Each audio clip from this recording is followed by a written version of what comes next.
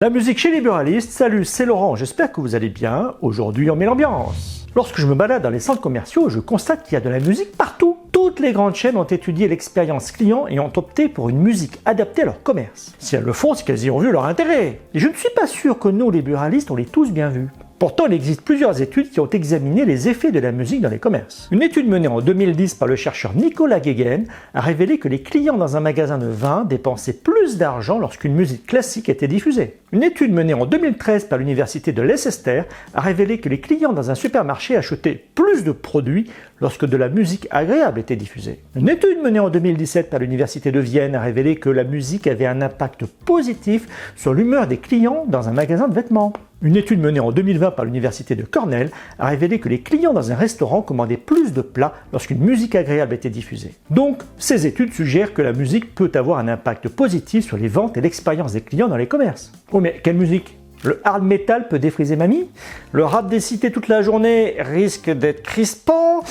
Carlos et Tata Yo-Yo, j'adore, mais à certains moments.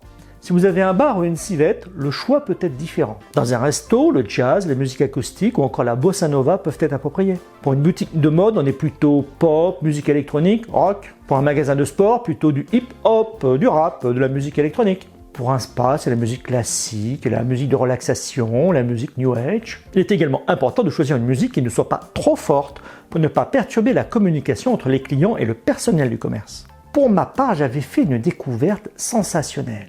Je passais dans mon tabac vape shop du smooth jazz. J'avais acheté une petite enceinte Bose qui sortait un son d'une pureté divine.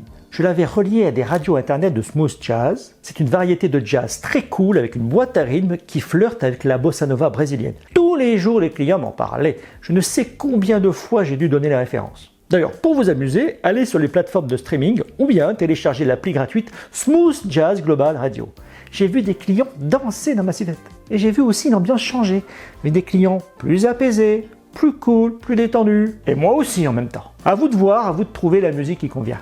Mais c'est là que le buraliste bon gestionnaire me dit « Et la SACEM alors ?» Pour moi, la musique n'est pas une dépense, c'est un investissement d'ambiance qui rapporte. Un commerce sympa et agréable où on se sent bien, c'est une base essentielle du bon commerce. La SACEM et l'ASPRE sont deux organisations qui gèrent les droits d'auteur et les droits voisins de la musique en France. Si vous utilisez de la musique dans votre commerce, vous devez payer des droits à ces organisations. D'ailleurs, moi, j'avais repéré l'inspecteur qui venait tous les ans à 7 h du matin. Le montant à payer dépend de plusieurs facteurs tels que la surface du commerce, le nombre de salariés, la nature de la diffusion de la musique, la durée de la diffusion. Il est donc difficile de donner un prix exact sans connaître ces informations. Vous pouvez accéder à des simulations en ligne sur le site web de la SACEM et pareil pour l'ASPRE. Philippe Coy, président de la Confédération des buralistes, a passé un accord avec la SACEM qui réduit de 20% les droits à payer. C'est toujours ça, merci Philippe. C'est bien vu. Si vous êtes adhérent à l'UMIH, vous avez aussi des réductions de prévues. Ou alors, vous avez d'autres solutions comme utiliser des sites libres de droits pour les commerces. Vous pouvez les trouver sur Internet comme la société Jamindo. Elle propose un abonnement à 60 € par an sans avoir de droits de SACEM à payer. Puis n'oubliez pas que tous ces frais sont des charges. Ce sont des impôts et du SSI en moins à payer. En résumé, la musique permet de mieux vendre, de rendre votre commerce sympa et d'apaiser les clients. Et vous avez en plus des moyens de réduire les frais. Moi, si j'étais vous, je regarderais de plus près. Parce que si toutes les grandes chaînes qui disposent de services marketing et d'études spécialisées mettent de la musique, c'est que ça rapporte. Il n'y a pas de secret. Et voilà, c'est fini pour aujourd'hui. N'oubliez pas de liker, de partager, de vous abonner sur nos réseaux sociaux. Faites connaître Bural TV.